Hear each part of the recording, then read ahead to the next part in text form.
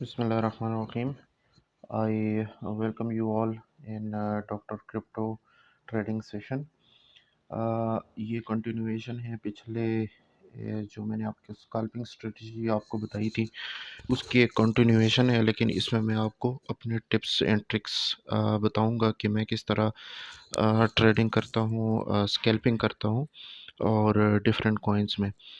तो ये सेशन बड़ा इम्पोर्टेंट है, इसको बड़े गौर से सुनना है। और जो चीज़ें मैंने बताई थी उसको मैं आज रिपीट भी करूँगा आपके लिए। और इसको बेहतर समझाने के लिए मैंने कुछ जो इम्पोर्टेंट पॉइंट्स हैं उनको आपके लिए शॉर्ट लिस्ट किया है, ताकि उस हिसाब से हम चलें। ठीक है, तो सबसे पहले जो है ना वो आपने सेटिंग करनी है tradingview.com पे अपना अकाउंट बना के, जो कि फ्री बनता है। तो आपने उस पर सेटिंग करनी है। सेटिंग के लिए आपने क्या करना है कि आपने इंडिकेटर्स में जाना है, और इंडिकेटर्स में आपने वी वेब सर्च करना है। ठीक है, वी वेब आप सर्च करेंगे तो ये वी वेब आ जाएगा। इसको डबल क्लिक करेंगे तो ये यहाँ पे आ जाएगा। ये आपको मैं भी समझाता हूँ कि वी वेब है क्या चीज़। फिर आपने दोबारा जाना है इंडिकेटर्स में, और वहाँ से आपने वहाँ पे लिखना है पिवट्स, PIVOTA। ठीक है, पिवट्स जैसे ही लिखेंगे तो यहाँ पे लिखा आ जाएगा पिवट पॉइंट स्टैंडर्ड। तो ये सेलेक्ट करेंगे, आपके पास इस तरह की येलो लाइनें आ जाएंगी, ये वाली, जिस पे रेजिस्टेंस R1 R2 R3 ये सारे बने होंगे। इसका भी मैं आपको बताता हूँ कि इसका मतलब क्या है। तीसरे नंबर पे आपने दोबारा जाके इंडिकेटर्स में सर्च करना है starch RSI, STOCH, starch RSI। ये देखें यहाँ पे ये है स्टोचस्टिक RSI, इसको आपने सिलेक्ट करना है। ठीक है, ये भी मैं आपको बताता हूँ कि ये क्या चीज़ है। तो ये जब तीन चीज़ें आपने सेलेक्ट कर ली, चौथी ऑप्शनल है, वो वॉल्यूम आप सिलेक्ट कर सकते हैं। तो फिर आपने क्या करना है कि स्टोचस्टिक RSI ये नीचे इस तरह आया होगा, इसके सेटिंग में जाना है। इसके सेटिंग में जैसे ही जाएंगे तो यहाँ पे आपके पास लिखा होगा कोई डिफरेंट नंबर्स लिखे होंगे, उसको आपने 3 3 14 एंड 14 कर देना है इनपुट्स में जाके। ठीक है, और ओके को दबा देना है। फिर आपने क्या अभी मैं आपको समझाता हूँ कि इन तीन चीज़ों का मतलब क्या है और वॉल्यूम को उसके साथ कैसे देखा जा सकता है। अच्छा, सबसे पहले तो आपको पता होना चाहिए सपोर्ट्स एंड रेजिस्टेंस क्या चीज़ होती है। देखें, जब भी एक चीज़ जो है वो एक ट्रेंड जा रहा होता है ऊपर की तरफ, ठीक है, ये ऊपर की तरफ मार्केट जा रही है, तो ये अपने सपोर्ट्स एंड रेजिस्टेंस को फॉलो करके जाती है। अगर ऊपर जाके ये कहीं पे रुकती है तो वो उसका रेजिस्टेंस बन जाता है ऊपर वाला, और अगर एक जगह पे आके वो बाउंस बैक करता है तो वो उसका नीचे वाला एक सपोर्ट बन जाता है। ठीक है, तो ये इसका सपोर्ट हो गया और ऊपर वाला इसका रेजिस्टेंस हो गया। तो जब भी ये सपोर्ट को तोड़ेगा तो ये नीचे जाएगा, जब भी ये रेजिस्टेंस को तोड़ेगा तो ये ऊपर जाएगा। सिंपल बात है। ठीक है, न, तो अभी मैं आपको डिटेल में नहीं जाऊंगा, जस्ट मैंने आपको स्ट्रेटजी समझानी है कि आपने सेटिंग मैंने आपको बता दी है। ठीक है, अपने पॉइंट्स की तरफ जाएंगे तो सपोर्ट एंड रेजिस्टेंस आपको मैंने बता दी है कि ऊपर जब भी जाके बाउंस करेगा नीचे की तरफ तो 2 3 दफ़ा तो वो रेजिस्टेंस बन जाती है, और नीचे जब 2 3 दफ़ा बाउंस करके ऊपर जाएगा तो वो सपोर्ट बन जाती है। अब वी वेब क्या चीज़ है, देखें, जब भी मार्केट मूव करती है तो वो तीन तरीक़ों से मूव करती है। या तो अप ट्रेंड होगा, ऊपर की तरफ ऐसे कैंडल्स बन रहे होंगे, ग्रीन एंड रेड कैंडल्स। या तो साइडवेज में मार्केट मूव करेगी, इस तरह के कैंडल्स बन रहे होंगे, साइडवेज में मार्केट जा रही होगी। या मार्केट डाउन ट्रेंड में जा रही होगी। ठीक है, इस तरह। तो ये तीन चीज़ें आपको पता होनी चाहिए कि मार्केट तीन तरीक़ों से मूव करती है और सपोर्ट एंड रेजिस्टेंस को फॉलो करके मूव करती है। ठीक है, अब जो वी वेब है वो क्या चीज़ है। वी वेब कुछ भी नहीं है, जस्ट ओसिलेटर है। ओसिलेटर किस चीज़ को कहते हैं कि जो चीज़ आपको कैंडल्स में बन रही है वो आपको ग्राफ में शो हो रही होगी। अगर एक कैंडल बन रहा है ऊपर की तरफ तो वो जो ओसिलेटर है वो भी आपको शो करेगा ग्राफ के ज़रिए कि ऊपर की तरफ मार्केट जा रही है। तो अब वी वेब क्या चीज़ है? वी वेब में 3 लाइनें होती हैं। एक लाइन ऊपर वाली होती है, ठीक है। एक लाइन सेंटर वाली होती है जिसको मैं ब्लू में ड्रॉ करूँगा, और एक लाइन होती है नीचे बॉटम की जिसको मैं रेड में ड्रॉ करता हूँ, ठीक है। तो 3 लाइनें होती हैं वी वेब में। अब वी वेब का मतलब क्या है कि पीछे ये सपोर्ट्स रेजिस्टेंस ऊपर वाला, नीचे सपोर्ट रेजिस्टेंस ये बन रहे हैं, ठीक है। मतलब मार्केट इस तरह जा रही है, ये ऐसे रेजिस्टेंस पे आई, फिर यहाँ से ऊपर आई, फिर यहाँ से बाउंस पे किया, फिर ऊपर रेजिस्टेंस को तोड़ा तो ऊपर गई, ठीक है। तो जो ऊपर वाली लाइन है ये वाली, ये होगी इस रेजिस्टेंस पे, ठीक है। ये आपको जस्ट शो कर रहा होगा कि ऊपर ऊपर वाली लाइन ऊपर वाली रेजिस्टेंस शो कर रहा होगा, ठीक है। और जो सेंटर वाली लाइन है वो नीचे जो ऑलरेडी जो रेजिस्टेंस थी और टूट गई है वो उसको शो कर रहा होगा। और जो तीसरी लाइन है ये नीचे वाली, ये जो नीचे वाला जो सपोर्ट टूटी है, रेजिस्टेंस टूटी है, उसको शो कर रहा होगा, ठीक है। जस्ट इतना सा समझ लें कि ये 3 लाइनें रेजिस्टेंस सपोर्ट को शो करती हैं, ठीक हो गया। अब वी वेब आपको रेजिस्टेंस एंड सपोर्ट सिर्फ लाइंस में बता के इस तरह ऊपर की तरफ मार्केट जा रही होगी, इसी के दरमियान ऐसे ऐसे, कभी नीचे इस तरह, कभी इस तरह, कभी इस तरह, इसके दरमियान में मूव कर रही होगी, ठीक है। तो अभी ये आपने वी वेब आपको समझ आ जाएगी जब मैं आपको डिटेल में थोड़ा सा और भी समझाऊंगा। अभी मैं आपको बताता हूँ कि आर एस आई क्या चीज़ है, स्टोचस्टिक आर एस आई, जो मैंने आपको बताया। लेकिन जब भी प्राइस ऊपर की तरफ मूव कर रही है तो वो आपको ग्राफ में ये कैंडल्स में शो हो रही होगी, और अगर ग्राफ में शो होगी तो वो आरएसआई शो करेगा इस तरह, ठीक है। अगर प्राइस ऊपर की तरफ मूव कर रही है तो आरएसआई भी ऊपर की तरफ मूव कर रहा होगा, अगर मार्केट नीचे की तरफ मूव कर रही है तो आरएसआई भी नीचे की तरफ मूव कर रहा होगा। अच्छा, कभी कभी ये होता है, अच्छा, तो कभी कभी ये होता है कि मार्केट तो ऊपर की तरफ जा रही होती है, ऐसे कैंडल्स बन रहे होते हैं green red, market up trend में होती है। लेकिन अचानक आप देखते हैं कि आरएसआई भी उसी तरह मूव करता है, और अचानक इस तरह होता है कि मार्केट तो ऊपर जा रही है लेकिन आरएसआई आपको शो कर रहा होता है कि ये गाड़ी आगे की तरफ जा रही होती है लेकिन पेट्रोल उसमें नहीं होता। तो आरएसआई आपको शो करता है कि इधर से मार्केट गिर सकती है। आरएसआई अपोजिट डायरेक्शन में जा रहा होगा और मार्केट अपोजिट डायरेक्शन में जा रही है, मार्केट ऐसे जा रही होगी और आरएसआई हल्का सा ऐसे हो जाएगा। तो इस चीज़ को कहते हैं डाइवर्जेंस, ठीक है। इस चीज़ को क्या कहते हैं? DIVERGENS, डाइवर्जेंस, ठीक है। तो जब भी आपको डाइवर्जेंस शो हो, ऊपर मार्केट जा रही है और नीचे की तरफ आरएसआई शो करे तो मतलब मार्केट गिरने वाली है। और अगर अपोजिट डायरेक्शन में शो करे मतलब मार्केट नीचे आ रही थी, ठीक है, मार्केट नीचे आ रही थी इस तरह, आरएसआई भी नीचे आ रहा था, ठीक है, लेकिन अचानक आरएसआई आपको ऊपर की तरफ जाने लग गया, ठीक है। मतलब ये अपोजिट इस तरह हो गया आरएसआई, और मार्केट नीचे आ रही है, मतलब पेट्रोल भर गया गाड़ी में, अब किसी भी वक्त मार्केट ऊपर जा सकती है, ठीक है। तो स्टोचस्टिक आरएसआई भी मैंने आपको समझा दिया कि ये ऑसिलेटर होता है और इसमें आप डाइवर्जेंस देख के ट्रेड करते हैं। पिवट पॉइंट्स क्या चीज़ है? पिवट पॉइंट्स देखें, 3 रेजिस्टेंस आपको बताता है पिवट पॉइंट्स, और 3 सपोर्ट्स बताता है। ये नीचे की 3 सपोर्ट्स हैं, ऊपर वाली 3 रेजिस्टेंस हैं।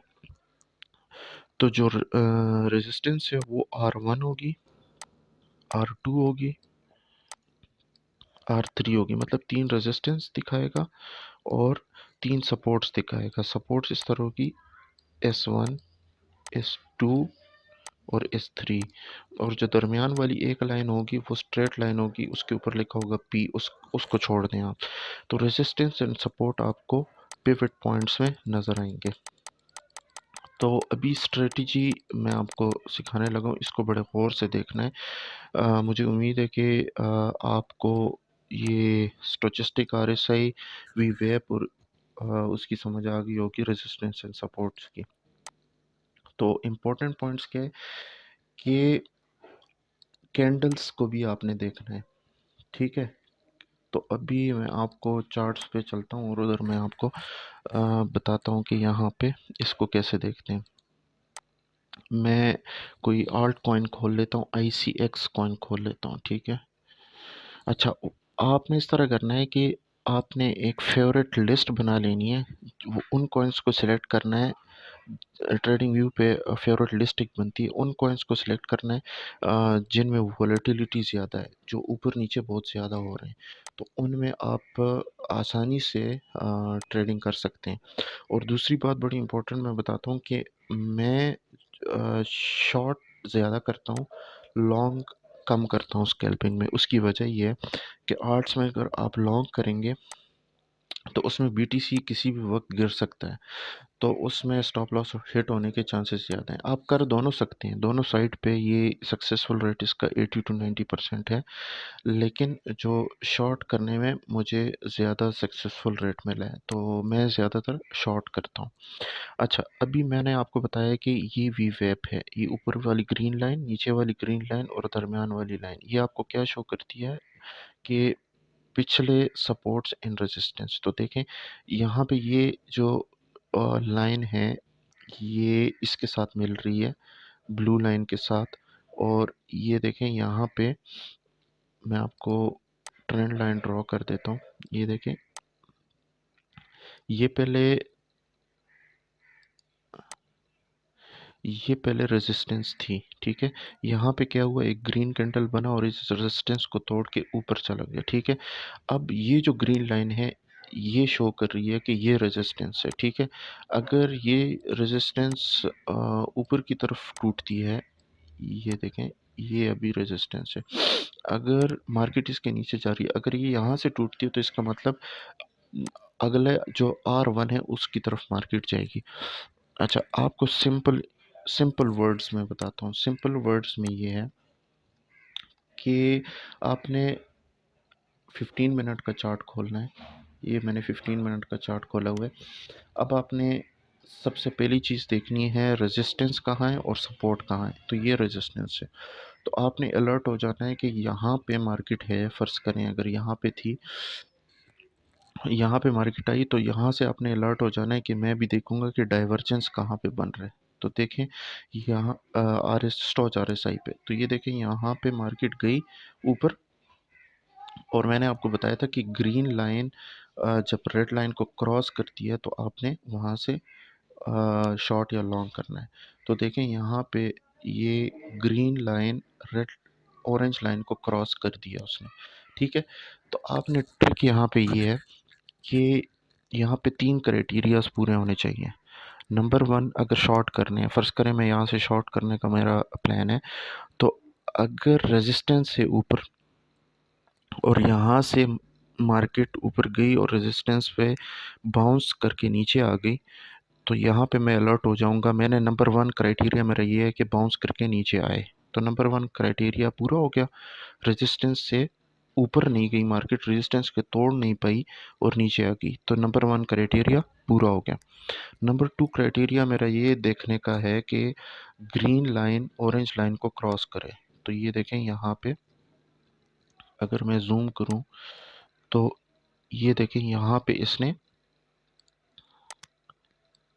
ये देखें यहाँ पे इसने ग्रीन लाइन ने ब्लू लाइन ने ऑरेंज लाइन को क्रॉस कर दिया, ठीक है। तो नंबर 1 क्राइटेरिया मेरा ये था कि रेजिस्टेंस से बाउंस बैक करे, नीचे आए, रेजिस्टेंस से ऊपर ना जाए। नंबर 2 मेरा क्राइटेरिया ये है कि ये ब्लू लाइन ऑरेंज लाइन को क्रॉस करे। तो दूसरा क्राइटेरिया भी मेरा पूरा हो गया। तो तीसरा क्राइटेरिया बड़ा इंपॉर्टेंट है और इसी में ही सारी जो है वो गेम इसी पे है।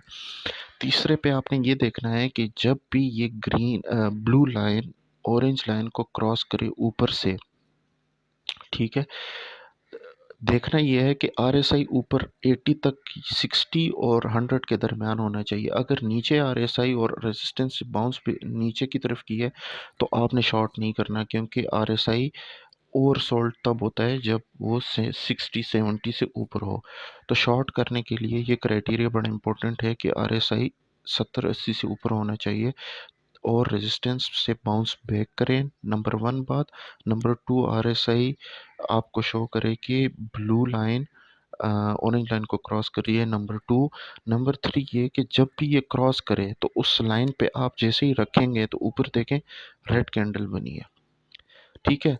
रेड कैंडल बनी, अब आपने इंतज़ार करना है, ये नहीं करना कि रेड कैंडल बनी तो मैं इधर से शॉर्ट कर लेता हूँ, ऐसे नहीं करना। अब आपने इंतज़ार किस चीज़ का करना है? इंतज़ार इस चीज़ का करना है कि जैसे ही ये इधर से क्रॉस करे तो रेड कैंडल पे आपने कंफर्म कर लेना है कि मार्केट नीचे आएगी। लेकिन आपने शॉर्ट तब करना है जब इस कैंडल के बाद अगला कैंडल रेड बन जाए।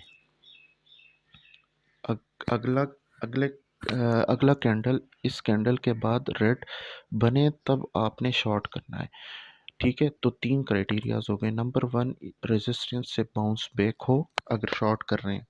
Number two, RSI over sold हो, मतलब 70-80 से ऊपर हो, और साथ में जो ब्लू लाइन है वो ऑरेंज लाइन को क्रॉस करे, ये number two criteria. Number three ये है कि रेड कैंडल तो उस लाइन पे बनी जहाँ पे RSI ने क्रॉस किया, लेकिन साथ ही अगले कैंडल का वेट करना है 15 मिनट के कैंडल का कि वो रेड बने, तब आपने शॉर्ट करना है।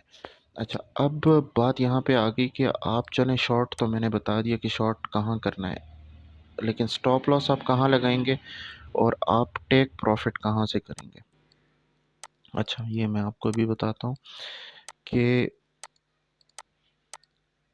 फ़र्ज़ करें कि यहाँ पे जैसे ही बाउंस बैक किया, नंबर वन क्राइटेरिया मेरा पूरा हुआ, रेजिस्टेंस पे बाउंस बैक किया, मार्केट ने ऊपर नहीं गई। नंबर टू क्राइटेरिया मेरा ये था कि ब्लू लाइन जो ऑरेंज लाइन है उसको क्रॉस करे और ओवर सोल्ड हो, RSI 70-80 से ऊपर हो। और नंबर थ्री मेरा ये क्राइटेरिया था कि जब ये क्रॉस करे तो वहाँ पे रेड कैंडल के बाद अगली भी रेड कैंडल बने। तो ये तीन क्राइटेरियाज पूरे हो गए। अब मैं क्या करूँगा कि मैं स्टॉप लॉस यहाँ पे लगाऊंगा, जो ये वाली जगह है, अ, ये वाली जगह, ये जो कैंडल थी जहाँ से मार्केट ऊपर नहीं जा सकी, उससे थोड़ा सा फासले पे मैं ऊपर स्टॉप लॉस लगाऊंगा। और टेक प्रॉफिट मेरा कहाँ पे होगा, अभी गौर से सुनिएगा। टेक प्रॉफिट मेरा होगा अगली जो वी वेब की लाइन होगी वहाँ पे। तो देखें यहाँ पे ये रेड कैंडल के बाद रेड कैंडल बनी, मेरा कंफर्म हुआ कि मैंने शॉर्ट करना है यहाँ पे। स्टॉप लॉस मैंने ऊपर सबसे पहले लगा दिया, फिर मैं टेक प्रॉफिट के लिए देखूंगा मैंने टेक प्रॉफिट कहाँ पे करना है। तो देखें ये जो ब्लू लाइन है, अगली वी वेब की दरमियान वाली लाइन, उस पे मैंने टेक प्रॉफिट करना है। तो मैंने अगर यहाँ से शॉर्ट किया होता 1.241 पे, तो मैं यहाँ पे आराम से 1.230 पे आराम से प्रॉफिट ले सकता था। तो यहाँ पे आप क्या कर सकते हैं, यहाँ पे आप लेवरेज ज़्यादा लेंगे और अमाउंट कम लगाएंगे। ये भी इम्पोर्टेंट ट्रिक है कि तीन क्राइटेरिया जब फॉलो हो गए तो सबसे पहले आपने स्टॉप लॉस देखना है कहाँ लगाना है। स्टॉप लॉस आपने उस कैंडल के ऊपर लगाना है थोड़े से फासले पे जहाँ पे ये रिजेक्ट हुआ है जिस रेजिस्टेंस से, तो वहाँ पे स्टॉप लॉस लगा दिया। फिर आपने टेक प्रॉफिट वहाँ पे करना है जहाँ पे इसकी फर्स्ट सपोर्ट बन रही थी पहले। तो वो मैंने आपको बताया था कि अगली जो लाइन होगी दरमियान वाली, वहाँ पे आपने टेक प्रॉफिट करना है। तो यहाँ से जैसे ही आप टेक प्रॉफिट लेंगे तो अच्छा खासा आपको प्रॉफिट बन जाएगा। फ़र्ज़ करें अगर आप $50 लगाते हैं और 10x करते हैं तो मेरे ख्याल से $5-6, $7, $8 मिल जाएंगे। तो आप ये डिफरेंट कॉइन्स पे कर सकते हैं। अभी एक ही कॉइन को नहीं पकड़ना आपने। अगली ट्रिक जो मैं आपको समझाने लगा हूँ कि आपने क्या करना है कि फेवरेट आपने 100 कॉइन्स में से वो कॉइन सेलेक्ट करने हैं जिसमें वोलेटिलिटी ज़्यादा है, उसको फेवरेट लिस्ट में डाल देना है। फिर उनको 15 मिनट चार्ट के ऊपर आप ये अप्लाई करके देखना है। अब ये मैंने आपका शॉर्ट का तरीका तो बता दिया। अब अगर लॉन्ग करना है या आप स्पॉट ट्रेडिंग कर रहे हैं और उसमें बाई कर रहे हैं तो वहाँ पे कैसे करना है। अच्छा, वो मैं आपको आराम से ये चीज़ बताता हूँ ताकि जो लोग फ्यूचर नहीं कर रहे और स्पॉट में कर रहे हैं या वो लॉन्ग करना चाहते हैं तो उनके लिए भी प्रॉब्लम ना हो। अच्छा, यहाँ पे आपने करना ये है कि क्राइटेरिया ये होना चाहिए कि नीचे सपोर्ट जो है एस लिखा होगा यहाँ पे, ये देखिएगा, एस या पी दरमियान वाली लाइन जो है उस पर भी आप बाई कर सकते हैं।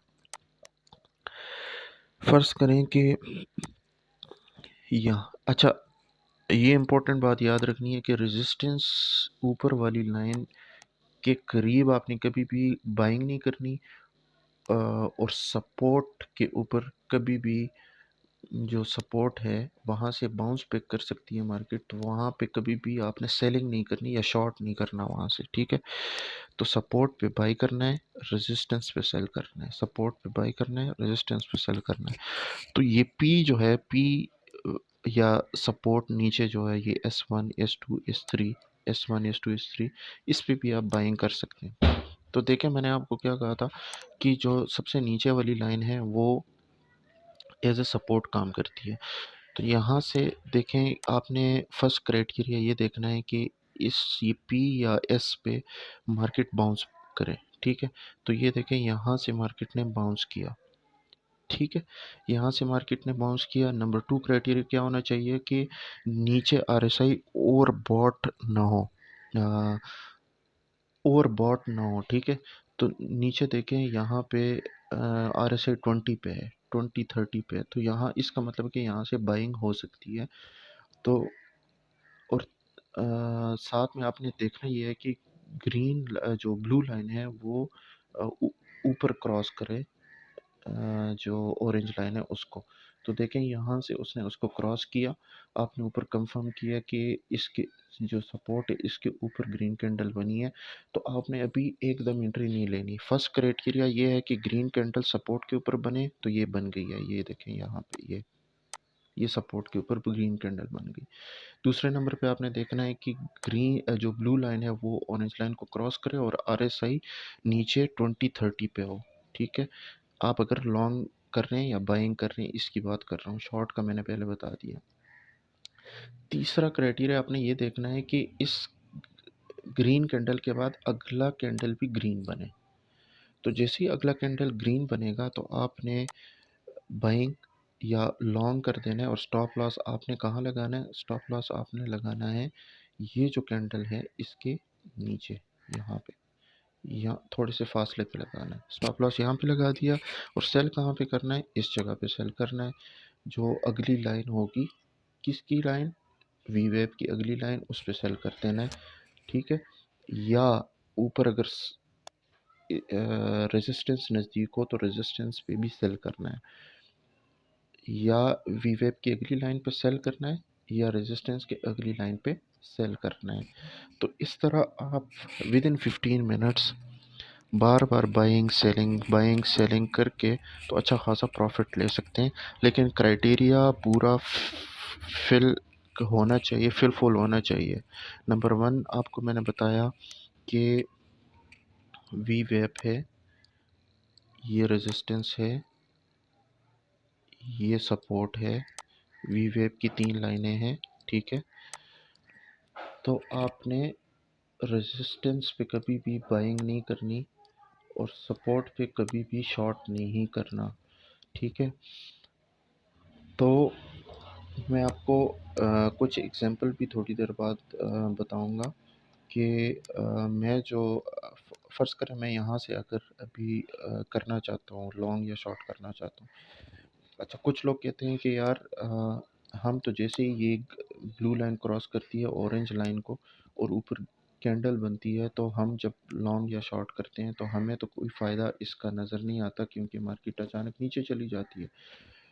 तो भाई, ये क्राइटेरिया बड़ा इम्पोर्टेंट मैंने आपको बताया कि एक तो मार्केट सपोर्ट पे होनी चाहिए लॉन्ग करने के लिए या बाइंग करने के लिए। दूसरा क्राइटेरिया ये होना चाहिए कि 20 या 30 के दरमियान RSI हो, और ब्लू लाइन जो ऑरेंज लाइन है उसको क्रॉस करे।